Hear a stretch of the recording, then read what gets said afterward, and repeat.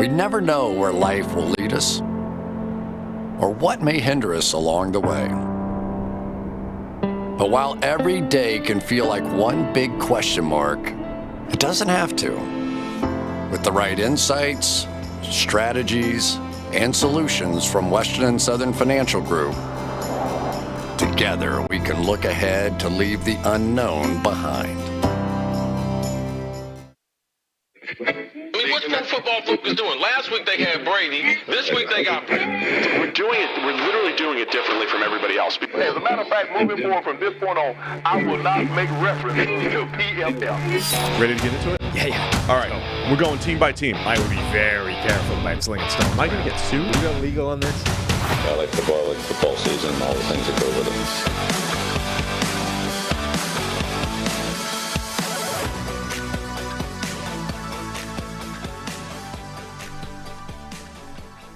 The Chris Jones contract holdout is over. He's back in the lineup for Kansas City.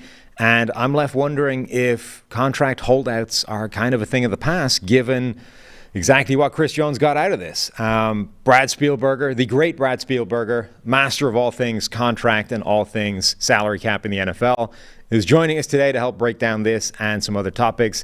How's it going, Brad? I'm doing great. How you doing? Not bad. Yeah, we're going to get into the Chris Jones thing, dive into exactly what he got out of this, whether it was worth it, all that kind of stuff. We'll talk a little bit of Justin Fields. We've got a question of the week from the Discord, and a little bit of an Explain the Grade segment as well. So not the longest show in the world, but we're gonna dive into it and see what we get to. So let's talk Chris Jones in just a moment. But first, fall is all about back to school and a back to routine checklist. And the most important task on that list should be securing your family's financial future, starting with life insurance. Fabric by Gerber Life makes it quick, easy, and affordable to protect your family so you can get back to enjoying life. Fabric was designed by parents for parents to help you get a high-quality, surprisingly affordable term life insurance policy in less than 10 minutes. Fabric has flexible policies that fit your family and your budget, with quality policies like $1 million in coverage for less than $1 a day. Get your personalized quote in minutes and then apply when it's convenient for you. It's all online and on your schedule. You could go from start to covered in less than 10 minutes with no health exam. Join the thousands of parents who trust Fabric to protect their family. Apply today in minutes at meetfabric.com/PFFNFL. That's meetfabric.com/PFFNFL. MEET fabric.com/PFFNFL. Policies issued by Western Southern Life Assurance Company, not available in certain states. Prices subject to underwriting and health questions. All right, Brad. It looks to me like Chris Jones got hosed in this deal. Have we reached a point where it's just too punitive now financially to hold out? These guys are, half the deal is spent just getting the money back that they're getting fined for holding out in the first place. Yeah, so first off, objectively, he got hosed. He accomplished nothing with this holdout and realistically might lose money at the end of the day. It's interesting. We also had a guy like a Zach Martin in Dallas that had a successful holdout. He was paid back all the money he lost in fines. You can't, the new CBA rule, you can't forgive them, but obviously the teams can just fold in that money into the new contract and then give money on top of that as well, which is what happened with Martin. But yeah, I think as you mentioned at the top of the show, have we seen the kind of end of holdouts? That's what, the new CBA language was about, was really trying to, first it was not forgiving fines. Also, you can now, toll a player's contract, and you could do that in the past, but it's even more harsh going forward. So, like if the Colts wanted to play super hardball with Jonathan Taylor, or, other teams wanted to do that for a player holding out, they could say, okay, well, you're not even going to, advance a year in your career contractually. It's a tough, landscape right now. So, yeah, with Chris Jones, though, lost a game check for over $1 million, did not get that put back in the deal, had fines of about $2.7 million if you include the workout bonus that he just, forfeited by not being there. And yes, he can make a bunch of money. If you haven't seen the incentive package in this contract, okay, look, $2 million is tied to playing 50% of snaps. He'll probably get there. Right. He's played 50% plus of snaps his entire career. People might see the sack incentive and say, oh, it's Chris Jones. 10 sacks for him, that's easy. 15 sacks for him, he had 15 and a half last year. The guy's played 7 years, and he's gone over 10 sacks twice, including last season. It's not a given by any means. And then you have a first-team All-Pro and Super Bowl appearance. He has one first-team All-Pro last year. And you have $2 million for Defensive Player of the Year and a Super Bowl win. He's never been Defensive Player of the Year. And yeah, the Chiefs are awesome, but winning the Super Bowl is not easy. So, it's very possible he loses money. I think if you play the snaps, he'll probably get up to about $20.4 million. A colossal failure. I don't want to rant here. Provision in this contract. So the odds are we're going to end up in the exact same situation at the end of this season. They're going to franchise tag him, and we're right back to square one. Yeah, I think some of those incentives that you put in, none of them are like unattainable. None of them you look at and you say it's impossible. There's no way he's making that. Like, because the Chiefs are the Chiefs, even winning the Super Bowl is almost like a 50-50 proposition for them. Making it back to the Super Bowl is almost expected at this point. So they're very attainable. The All-Pro thing, he is the best interior lineman in the NFL, pending what happens with Aaron Donald's return. Last season he was, but that was also the first year that Aaron Donald wasn't really Aaron Donald. So that's definitely possible. Defensive Player of the Year, I would say, is reasonably unlikely simply because there's so many good candidates that it's reasonably unlikely that any one of them makes it. But they're all possible.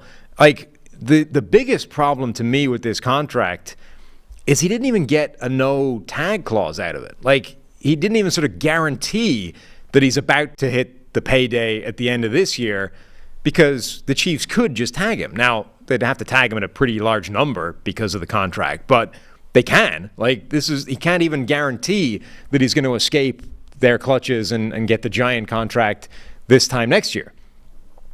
Exactly. That is the biggest failure here. And look, Kansas City drew a hard line and clearly was not going to give in. And actually, the funny thing here is it's a massive number regardless, but his franchise tag number under the original contract for next year would have been about $34 million if they tagged him. He doesn't use the league-wide number. His cap hit already is larger than the interior defender or defensive tackle franchise tag. So we're not looking at that here. It's a different number. Now it would be $32 million. So look, still a huge number, but it's actually a lower franchise tag as a result of his holdout and the reworking of this contract than it would have been. Yes, these incentives would carry forward. If he gets tagged, you keep those incentives in the deal and they apply again. But as we just talked about, they're not very easy to attain. So, yeah, there's no way to look at this besides, him and his representation took a gamble, tried to strong-arm the Kansas City Chiefs, and it completely flopped. Are we in a world now where if an NFL team wants to play hardball with a negotiation, they win? Like every step in the road now, Chris Jones, the running backs, Saquon Barkley, got nothing effectively. Got like a $900,000 raise, and he had to show up to training camp. Josh Jacobs at least got out of training camp, but basically had to show up for no more money. As you say, Zach Martin's the only one that's worked, but Dallas is kind of the team that would be like, we want to take care of Zach. Like, he's one of our guys. We want to pay him. And it was just a case of getting around to that. But if Dallas had just drawn a line in the sand and said, no, not going to happen. You're under contract. You made the deal. Show up to work. I mean, eventually the numbers would have gotten so high that Zach Martin had to come back, right? Or retired. Like, those would have been his options.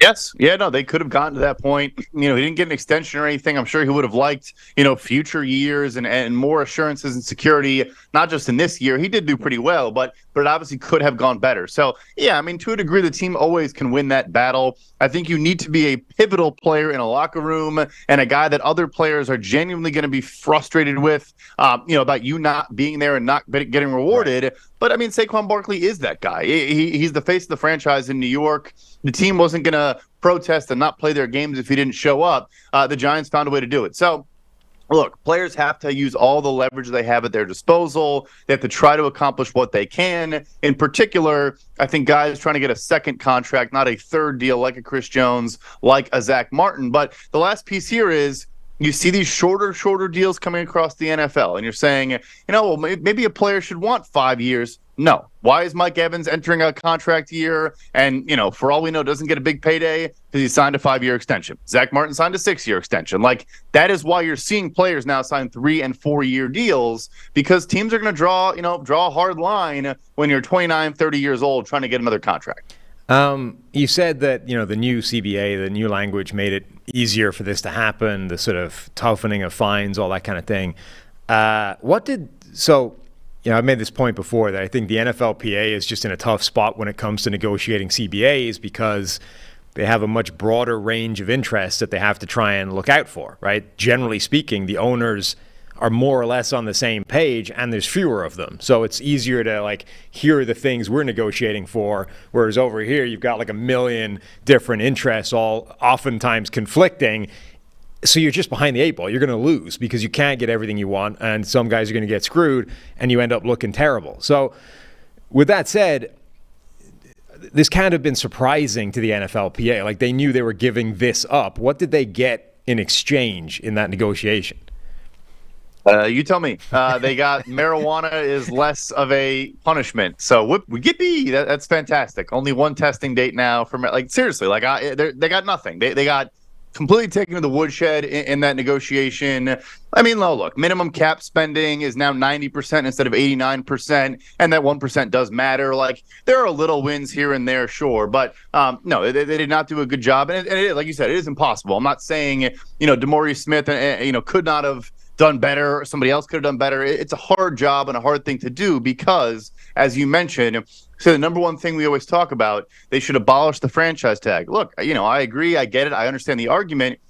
60% of the NFL players, why would they care about a franchise tag when they are making $600,000? It's just not a priority for them. So it's very tough to get the bargaining unit to all care about certain things. Yeah, I do feel like they're just going to get hosed every time the negotiation comes up because there's no way. They're just in a harder bargaining position. They're trying to represent too many different interests. That is pretty rough. We're going to go to our next couple of things. We've got a question of the week from the Discord, which is new, and there should be a working link to the Discord now. Apparently when you set up the invite link, it lasts for 7 days or something and then expires, unless you find the way of setting it so that it's permanent, which we've now done. So there should be a permanent working link to the Discord in the description of this show.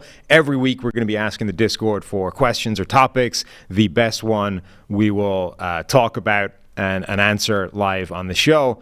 So we got one of those, or if you want to hit us up in the mailbag, nflpodcast@pff.com. But before we get to that, football is back in full swing with another week of epic games. And who's got you covered on the action for every single one of them? DraftKings Sportsbook, an official sports betting partner of the NFL.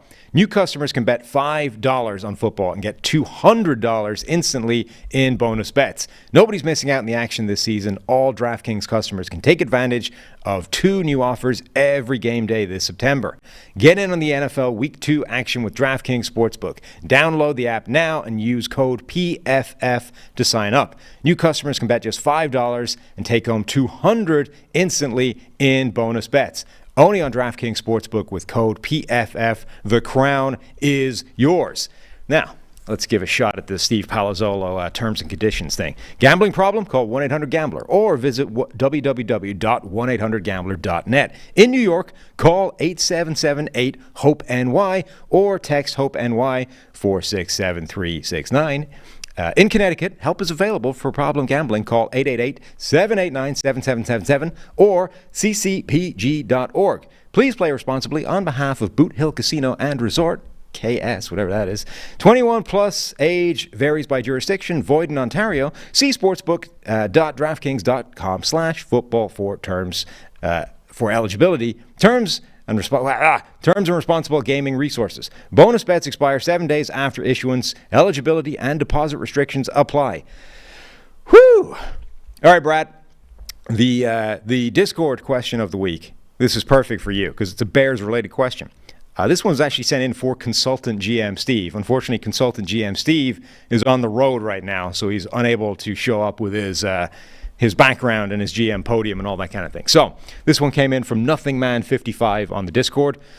Things went very badly for Justin Fields and the Bears offense in general on Sunday. Based on Sunday and the second half of last season, is it already time for the Bears to look to move on from Fields, or is this an overreaction? It's such a frustrating question because still, and I'm not making excuses, when I say a lot of these things, he still, was under pressure, the second most of any quarterback in the NFL behind only Daniel Jones. The Packers do have a good front seven, but still, it's not the Dallas Cowboys, unit that Jones faced. But nevertheless, for his average time to throw was still super high. His average depth of target was way low, even though he was holding on to the ball very long. You've seen breakdowns from JT O'Sullivan at the QB school, other people, that do this for a living, of him not, getting the ball out when it's like simple concepts like mesh, or, DJ Moore coming open on a simple crosser. Like, very fundamental throws he should be making are not being made. So, yeah, as bad as the surrounding circumstances are, excuse me, as bad as I think Luke Getsy's game plan was, which was a bunch of straight dropbacks, which had route trees that no one was getting open on or even really trying to get open on. Their red zone play calling was illogical at best. All that said, they have 2 first-round picks next year, I think, for a reason. Look, even the Eagles had 2 first-round picks going into last year with Jalen Hurts. Yeah. They didn't know for sure what they were going to do. They made sure they had a backup plan. I'm not quitting on Justin Fields just yet, but it's possible that is the route we go by the end of this season. Yeah, they've done a good job of building in that contingency. Like, I think that would be a smart thing for every NFL team to do. If you have a quarterback you are not 100% sure of as being the guy, the future, you should be stockpiling future first-round picks, because if it goes to hell, you have to use those picks to go find the next guy, because it might not go to hell enough for you to be picking number 1 overall or number 2 overall, and have your shot at that guy. So Chicago building in that future contingency is exactly like the Eagles doing it with Jalen Hurts, which I think people kind of forget about because Hurts worked out. They specifically built in a backup plan. They were like, Hurts might be the guy, maybe, probably is, but let's get a future first rounder so that we have 2 just in case he isn't, because if he isn't, we're going to need to go get the next guy, and we can't, do it by blowing up the whole franchise, winning 2 games and picking number 1 that way. So Chicago doing that, I think, is smart.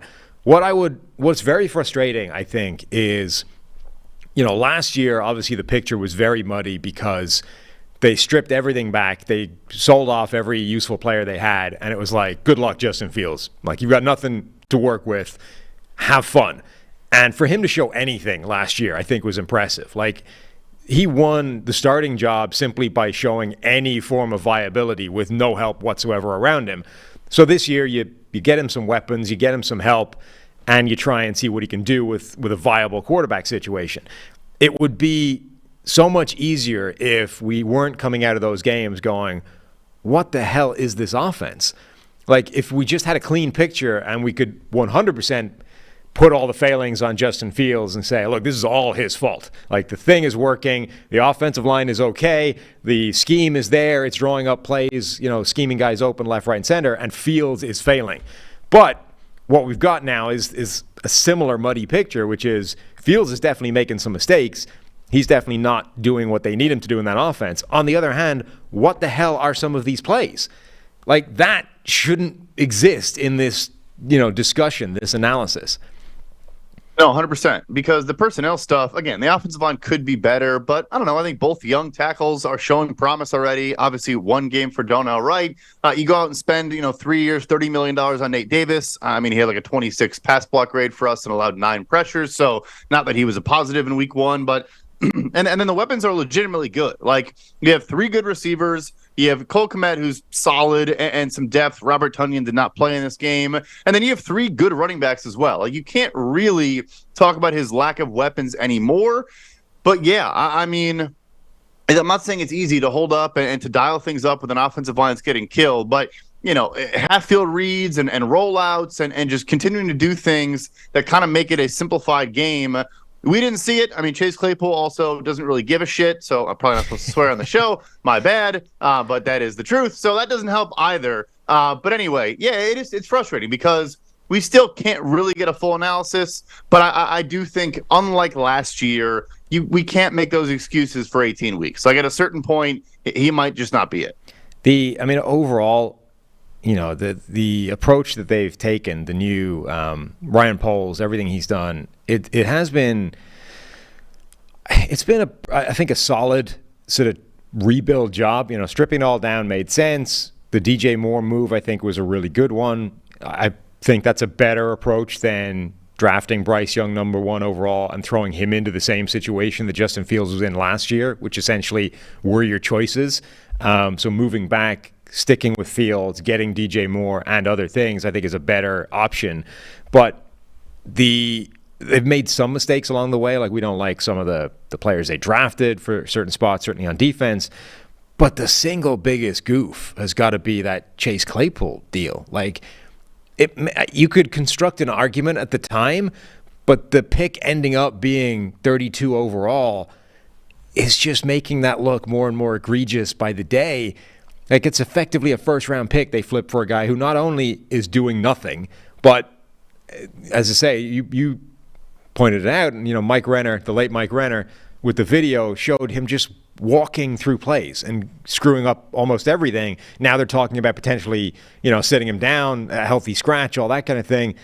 Like, when you look at who they could have had with 32 overall, it's a lot of good players. A lot of good players that would, not be on expiring contracts. Yeah, and you heard the quote from Fields yesterday, too, where he was asked, he very indirectly took a shot at Chase Claypool. They asked him about Equinemius St. Brown not being active for the game. And he said, yeah, he's a phenomenal blocker on the perimeter. I feel like that was one of the biggest things we were missing in this game was blocking on the perimeter. And because, there's screen passes where if Chase Claypool actually did make a block on one of them, Darnell Mooney probably could have broken off an explosive play. But instead, Claypool literally fell into Mooney because he wasn't even trying. So, again, like, there's so much going on here, and it's frustrating. I know this is a Justin Fields segment as well, and you're talking about some of the players they drafted. The defense also just makes no sense. Ignoring the fact the defensive line is the worst unit in the NFL still, you take, like, physical press man corners like a Tyreek Stevenson, and they just sit in soft and off coverage the entire game against a rookie quarterback who does not have Christian Watson. Like, I don't know. The coaching staff in week 1 was as bad as they possibly could have been. Yeah, rookie in terms of playing experience, not in terms of NFL experience, obviously. If they are at some point determining that Justin Fields is not the answer and wanting to move on from him, that's the kind of thing that only happens at the end of the season, right? There's no scenario by which they start to look on from in any term of practical sense within the season, right? Because they can't really trade him away because they don't really have any alternatives. Nathan Peterman is the backup. I guess you could construct an argument that Tyson Bagent played really well in preseason and maybe you want to give him a look, but that's the kind of thing that probably only happens in like week 16 when the whole season has already gone to hell. And if the Bagent thing doesn't work, it only lasts for a couple of weeks. You can't really do that in like week 6 and then decide, actually, no, he stinks as well. Now we got to go back to Fields, and the whole thing is a mess, right? No, I think they are going to just let him ride it out, and they should. They definitely should. I mean, to a degree, also his scrambling, was kind of the biggest part of the offense they had. Yeah. His credit, he actually was pretty good in the first half. He was getting the ball out quicker. Yes, it wasn't often down the field, but he did, I think, look, more comfortable. And I've nitpicked him a ton on his accuracy or his ball placement not leading to yards after the catch. I thought that was good in the first half of this game as well. Things really got ugly in the second half once they were down and kind of pressing. So there actually were some positives I took away from his film. It has to be his team this season. And to their credit, look, I did like Bryce Young a lot coming out, but maybe they had an eye on this quarterback class coming out. Now, if you're watching college football these past weeks, there's 8 guys that I think are, top 50 pick caliber players. It could line up pretty well. Yeah, I mean, we talked about that earlier in the week with Trev. It does sound like it's going to be, a pretty spectacular looking quarterback class this year. Also, I think we're seeing in Carolina already after a week, like the lack of help around Bryce Young is a problem, right? Like that, maybe it would have been a longer term thing if you were drafting Bryce Young, but Bryce Young would not be fixing the ills in Chicago right now for the same reasons Justin Fields isn't, right? It's if you don't have a viable level of help around the guy, it's not going to matter. And Fields, whatever about DJ Moore coming in and helping the receiving core, the offensive line was still getting wrecked. And as long as that's the issue, he's not going to have success. We go back and forth in this conversation that I think will happen in perpetuity in NFL spaces of, do you build up the roster and then drop the quarterback in, or do you get the guy just because you have the early pick and then try to build around him? Chicago might want to try the second option, right? I mean, obviously Green Bay, does that and has these succession plans, and we're about to have, a third straight quarterback over a stretch of 50 years that's going to beat us 80% of the time he plays against us. So, I do think to a degree it probably would make some sense. I mean, poor Fields just never really had a chance. And Bryce Young, yes, look, their receiving core is significantly worse than Chicago's. Obviously, when you send DJ Moore to Chicago in that trade, and now Brady Christensen, a solid left guard, is out for the year. They're already down Austin Corbett. They're starting right guard. They have a rookie Chandler Zavala playing there, who's a pretty good player. But nevertheless, I think it's going to be ugly for him. I mean, DJ Chark is hurt. He's probably the number one receiver. Yeah. You see both sides of it. There's obviously the counter argument of Trey Lance basically was so bad that the Niners were too good to give him time to grow. Right. I don't think that's an issue Chicago is going to be in, anytime in the near future. Well, I think it's a difficult balance, right? Because in order to, if you're picking in the top three, you're probably not a good enough team that the quarterback can survive or that he can make a difference. But if you build up the team so that the quarterback can actually have success right away, you're too good to pick to get him. You're too good to get the pick to get him in the first place, right?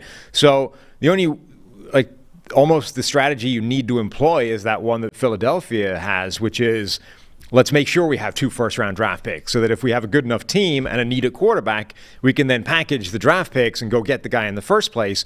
Or, try and mortgage the future and make a giant move up like San Francisco did, albeit not working out. It's a very difficult balance because I wrote an article essentially just looking at the debut of those 3 first-round guys, right? Bryce Young, C.J. Stroud, and Anthony Richardson. And the story for all of them was basically the same. It's like all 3 of them made at least one bad throw that was kind of like rookie mistake, right? You need to sort of learn what NFL defenses can do. Bryce Young threw 2 ridiculous throws to Jesse Bates, one of which was just a terrible misread, I think. But the second, I can't remember which order they came in. The second one, I think he knew he was there and tried to move him, and Bates just never bit, and he threw it anyway, right? And it's like, okay, you can't just assume that the NFL safety is going to move when you look him off the way he would in college, right? You could assume that in college and be pretty safe. In the NFL, can't do it. Richardson's interception, same kind of thing. The read was okay, and he just, I think, underestimated what an NFL corner can do in terms of sinking into that cover 2 space and picking it off. It was a little bit underthrown, interception. Stroud had a one where he got out of pressure, actually did the thing that he hasn't necessarily done in his career, got out of pressure, rolled to left field, and then threw back across his body to a guy that was open when he threw it, but the ball had enough air under it that NFL defenses can make that play. College, that's probably a great completion, and we're applauding, oh, look, he's better under pressure. NFL, it's like, dude, you can't make that throw. So all 3 of them made at least one of those kind of mistakes, but generally the feeling was they're getting let down by their supporting cast. Bryce Young's offensive line wasn't great, and his receivers weren't great. That was problematic. C.J. Stroud, his offensive line wasn't great. He was under pressure 45% of the time, something like that. And then Richardson, his offensive line was pretty good, and Michael Pittman made some good plays. But it's like, this is Michael Pittman and nobody else. We need more help for this guy. So I think it's very difficult now for teams to construct that kind of plan for a new quarterback unless you do either what Philadelphia did or what Green Bay do, which is take the guy before you need him and actually try and develop him on the sideline for multiple years. But doing that burns their potentially biggest value add, right, which is the rookie contract. Right, exactly. And also, there's no guarantee you build a roster around them that is, going to protect him and get him weapons and all these things. So then maybe you kind of just waste everything. Or that it works. The Fields interception, I guess just did not see Quay Walker over the middle. Honestly, if Quay Walker didn't pick it off, I think Devondre Campbell or whoever else was there also may have picked it off. It really was just like he didn't see it. But there was, again, a lot of good in the tape when he did throw downfield. The touchdown to Mooney, I think he adjusted the protection at the line, slid the offensive line over to his right, which was correctly identified where pressure was coming from, and delivered a nice ball still, with a defender bearing down on him, a perfect touchdown pass. So, like, there was some good you saw there, but it's just tough when you can't stack good plays and be consistent. And I do think you saw a handcuffed Justin Fields in this game where, like I mentioned, his average time to throw was still super high, but his average at the target was extremely low. And, like, look, if you are going to have Justin Fields be a drop back guy, you're going to have to take the good with the bad. Like, you're going to go Josh Allen. Throw the ball 50 yards on the field 10 times. They might pick off 3, but you also might score 2 touchdowns on those plays. And he just really didn't, outside of the Mooney throw, I think he was 1 of 3 on throws, 20-plus yards downfield. I'm guessing the 2 incompletions may have just been throwaways because I don't even remember those snaps. Yeah, I think Justin Fields is now putting himself into this category of quarterback that's very difficult to build a game plan around now in a way that it was easier previously. Like, I actually liken it a little bit to Cam Newton, right? Cam Newton overall was always an inaccurate quarterback, right? And by that I mean not that he can't hit an accurate pass. Like, he's got some spectacular, perfectly accurate throws in his NFL career, but over 600 throws, Cam Newton will be less accurate than most quarterbacks in the NFL or most quarterbacks ever, right? He's just an inaccurate passer on a large sample size. And the Panthers knew this, which is why they went through this sequence of offenses trying to, like, how do you maximize what Cam Newton does? And they went through a bunch of different ways and iterations. And one of the things they did, which I think was the least successful, was, well, let's try and make his throws easier. If he's inaccurate, we'll give him a bunch of shorter throws and run after the catch stuff, and that will mean he'll have a higher completion percentage and he'll be more accurate. And it's like, yeah, but it also, it doesn't, right? Because he's still inaccurate, whether it's throwing at 10 yards or 50 yards. And all you're doing is reducing the potency of his overall average throw. So you're making the offense less effective and you're not fixing the fundamental problem, which is he's just generally inaccurate. I think Russell Wilson had a similar issue, which is, look, he's not the most efficient quarterback in the world, but he made up for that at his best by being the best deep ball thrower in the NFL, right? And you can live with some of that inefficiency short because he's going to make up for it by one bomb somewhere in the game. Justin Fields right now, he's not the most efficient passer in the world, potentially for different reasons than those other guys, but it's the same reality. But he can potentially make up for it with a big throw. The problem is, and this is a Russell Wilson problem at the moment as well, the league has changed since, Cam Newton's heyday. Now they're taking away those deep bombs. Like, that's the first and foremost priority of every defense in the NFL right now. Stop explosive plays. Stop the chunk play. So it's making it harder for you to construct an offense around a guy like Justin Fields or Russell Wilson where they're not particularly efficient, short, intermediate, but they could have made up for it in the past with, like, those deep bombs because there just aren't as many of those as there used to be. Yeah, and that was the weird part, again, of the game plan. And I understand, look, we're talking about Justin Fields' progression.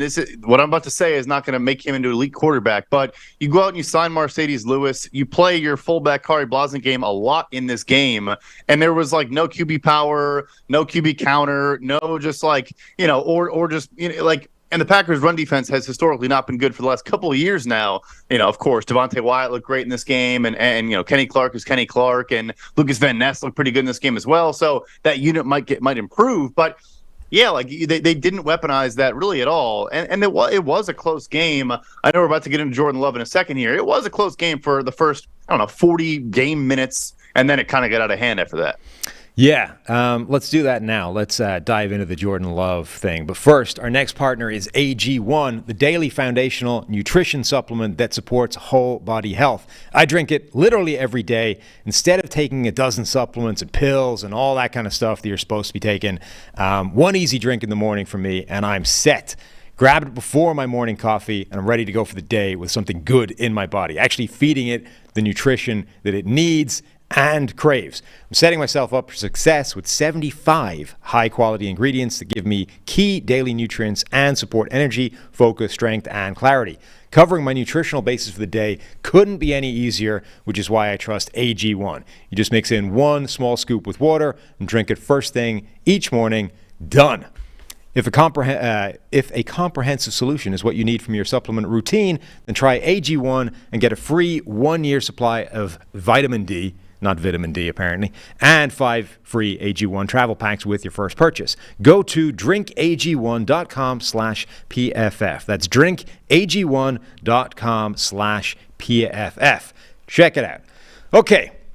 We're going to bring back the Explain the Grade segment this year. We'll usually do it, I think, on Wednesdays with Steve, but as I say, Steve is traveling, so the whole week this week is messed up. We're going to do it with Brad instead.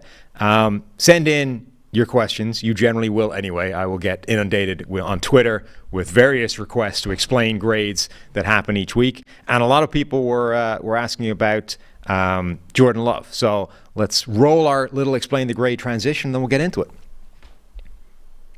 I'm sure PFF will have me with a low grade for that, but I'll keep it rolling. All right. So the biggest complaint, I guess, from a lot of people is that coming out of that game in which Jordan Love was dramatically more productive than Justin Fields, they had broadly similar grades. Now, at the time, I think Justin Fields was 0.1 grading points ahead of Jordan Love. That has since flipped a little bit. We found a minus 0.5 negative that has come off Jordan Love, so he has a slightly better grade. Number one, my first point is a 0.1 grading difference in a single game is not one guy grading higher than the other. They're the same grade, effectively, right? And even if that was a 5-point grading difference for the same position, it would effectively be the same grade. So that's point number one. But the thing is, so I went through all of Jordan Love's plays, and there was a lot of rough in there as well, right? Now, one of the things, the most interesting play to talk about that probably had the biggest impact in his grade overall was that leak pass to Luke Musgrave, right? Where he fumbles a snap, picks it up, rolls back the way the leak play is supposed to be, and then is like a mile underthrowing Luke Musgrave, who catches it but can't score because the ball's way underthrown. So, really interesting play for a few different reasons, because it ends up obviously being a net positive play, right? He's going to get big EPA points because it's a big gain, all that kind of thing. On the other hand, when you drop the snap as a quarterback, you've effectively caused, that's a turnover-worthy play, because whether it bounces back into your hands or whether it bounces forward towards the defensive line is not within your control. Anything can happen, right? Now, so he gets a turnover-worthy downgrade for that. He gets a little bit back because he recovered it himself, so we don't count it the same exactly if he's able to recover his own fumble, which he did. So he gets a little bit back there, and then he gets a little bit of a positive for the play to Luke Musgrave, but he leaves a much bigger positive on the table by not putting him in, hitting him stride and creating a touchdown. So he ends up with a net slight negative play there because it was a turnover-worthy play. He gets a bit back for the recovery and a bit back for the throw. But when you look at what could have been on that play, is it should have been a routine, easy, guaranteed touchdown. So that's a big play that affects his grade. The other thing in his tape I saw was there were at least 2 dangerous misses. There was what looked like a misread on a slant. I forget who it was targeting, maybe Romeo Doubs. But he, I think, read man coverage across the board, and it wasn't. The inside route, the slot guy didn't go with his receiver and instead jumped out towards the slant that Jordan Love was targeting. And I think only because it was inaccurate enough to miss his receiver, it actually went so far inside the slot guy that he basically overran it. But that could easily have been picked off. And then the other one is he missed Romeo Doubs on a dig route. And the miss itself wasn't egregious in terms of it wasn't far off. But what made it dangerous was if Romeo Doubs hadn't stuck his hand out and been able to deflect it away, it was heading right to the safety. Like would have been hit him perfectly in the head had the ball got past Romeo Doubs. So that was that kind of weird category. We doesn't actually get a turnover-worthy play for it because it was so close, but that's a dangerous miss. Like that's 6 inches further away, or Doubs just doesn't stick his hand out because he knows he's not going to catch it. That's picked off, and that's an egregiously bad play. So, look, I was overall quite impressed by Jordan Love. I thought he operated the offense well. I thought there was a lot of good in there as well. But those are the kind of hidden negative plays that will drag his grade down. and keep him in the same kind of category as Justin Fields. Yeah, I know the big gripe was that Fields was above him, like you said, by 0.1. I would say, first of all, his passing grade was 10 points higher. We're not going to not give Fields a great rushing grade. He had 4 missed tackles forced, more than any other quarterback in week 1, probably top 5 among all players. And his rushing yards after contact were more than his rushing yards, because he was getting hit in the backfield, spinning out of tackles, and still turning nothing into something. So that's obviously the high level. Look, there was a point in this game where Jordan Love was like 7 of 17 with a couple missed throws, like you said. Did have some injuries, but then also the last piece, he literally was the least pressured quarterback in the NFL on Sunday. The fourth down touchdown, Aaron Jones, you and I could have thrown. He had 15 yards of separation against TJ Edwards. I'm not trying to take away from his performance, but look, we can freely admit, Sam and I message on Mondays, hey, I don't really get this grade. Let's go through the number. Let's look at the tape. Let's look at the video. Do we disagree? Do we want to nitpick? Our graders are exceptional. They're phenomenal. They do incredible work. But, sometimes we say, oh, should this -1 be a -0.5? Like, we have those conversations on a weekly basis. I'm not saying this from a Bears fan, and everyone's going to say that. Love was not that good in this game. He was on schedule. He was, smart. There also was a great quote from Matt LaFleur that he audibled 0 times in this game. He literally did not have to change a play a single time. And not that he should. The Bears didn't blitz at all. And then, like I said, they just sat back in soft zone. So, yeah, he was good. Look, he was 8 of 10 for 140 yards and 2 touchdowns on 3rd and 4th downs. He had a couple, like 3rd and 8, 3rd and 10, 3rd and 13 conversions. Like, he was definitely good, but this grade was correct, in my opinion. Yeah, 2 points that you're going to hear. I mean, certainly 1 point that you're going to hear us make a lot, and then a second point I want to make as well. People seem to really struggle with this concept, and so many people seem to struggle with it that I'm sort of coming around to the idea that it's just a not an intuitive thing to process, rather than like people are stupid, right? But the absence of a positive is not a negative necessarily, right? So you made the point, right? The Aaron Jones being wide open and a routine pass that you or I can hit, it's not like he gets negative. Like, we don't give him a negative grade for that play. We're not saying, oh, that we're going to penalize him because that was easy. That's not the way that works. It just means that on that play, he doesn't get like a massive positive because it was easy, right? That's a relevant thing. The whole grading scale is based off expectation. And it's not the expectation of like a random, overweight guy in his 40s. It's an expectation relative to NFL quarterbacks, right? So the expectation is that any NFL quarterback that is getting snaps is capable of completing a screen pass, right? That seems like a reasonable bar to set. So if you don't, obviously you're going to get a negative. But if you do, you don't get a big positive just because the running back takes it 60 yards and a touchdown, right? It's the same play. You just completed your screen pass, at which point your part in the play is over, and anything that happens after that is somebody else's credit. So that's one thing. Like, you have to look at where the production comes from and how much of that was actually the quarterback doing it versus just the easy stuff that ended up becoming big plays. And then the other element is, the difference in production was significant. Green Bay was 7th, I think, in EPA per play. Chicago was 20th. The yardage speaks for itself, all those kinds of things. But the point you bring up, like Jordan Love, his offensive line surrendered 2 pressures in the game, right? That's about as easy as it's going to get in terms of like platform to work from. Conversely, as you mentioned earlier, Justin Fields was the second most pressured quarterback in the NFL and pressured at a rate like higher than any team was pressured last season. You know what I mean? So an unsustainably high rate of pressure, some of which was definitely on him, right? But his offensive line also got its ass kicked throughout the game. And when you listen to Bears coaches, they were saying, look, we were calling a game plan because we knew our offensive line couldn't hold up. So these are relevant pieces of information when it comes to how good was the quarterback. It's like, well, how good was the situation? Because that changes those expectations we talked about before, right? Jordan Love's expectations become higher because the situation was a lot better. Justin Fields become lower because his situation was worse.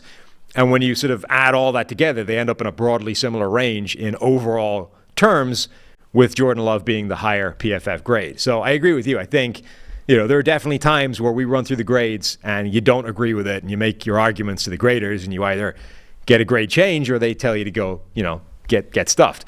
This was not one of those occasions. I went through the grades. I found that 0.5. There was a play there was a play, I think, into the end zone, but his receiver fell over, right? And the grader had determined, even though the guy was tripped, it was still a miss. It was still too far away. My argument was I couldn't tell that conclusively from multiple angles. Now, the third angle, if someone had argued it, I probably wouldn't have fought too hard, but I think based off 2 out of the 3 angles, you couldn't be sure. I think it was a harsh downgrade. They agreed, they took it off, so his grade jumped up a few points. But the other things I think are fine. Like, those were 2 dangerous misses. The Musgrave play, I think, is a reasonable net the way it worked. And that's where he floats out. So just because that was his grade in the game doesn't mean you can't also be impressed by what he did. Yeah, no, and again, like, just because you're making plays in structure or your first read is open all the time, we're not saying it's a bad thing. It's, again, like you said, but it's compared to an NFL quarterback expectation. And the last piece I would mention, we don't have this publicly posted anywhere or anything. I mean, this is anecdotal, but I watched Miami. I watched San Francisco. I obviously watched this game 3 times already because I'm, a masochist. Like, Matt LaFleur was as good as a play caller as any coach in the NFL this week. They were awesome in what they were dialing up for him. There was just one play that always stuck out to me was when Love kind of rolled to the left, had the entire defense shuffle that way, and then threw it back to his right. And they, I forget who the receiver even was, but had like 3 blockers in space in front of him. There was so much good there and so many just, great play designs. It was just, again, like, we're not saying this is bad for Jordan Love, but he had phenomenal conditions. He took advantage of them, so that's great. But he didn't set the world on fire individually. No, agreed. So that's our Explain the Great segment this week for Jordan Love. As I say, people are going to have questions every week. Send them in either nflpodcast@pff.com or join the Discord. The correct working link to which should be in the show description here, or I believe it's the pinned tweet to the PFF NFL podcast channel.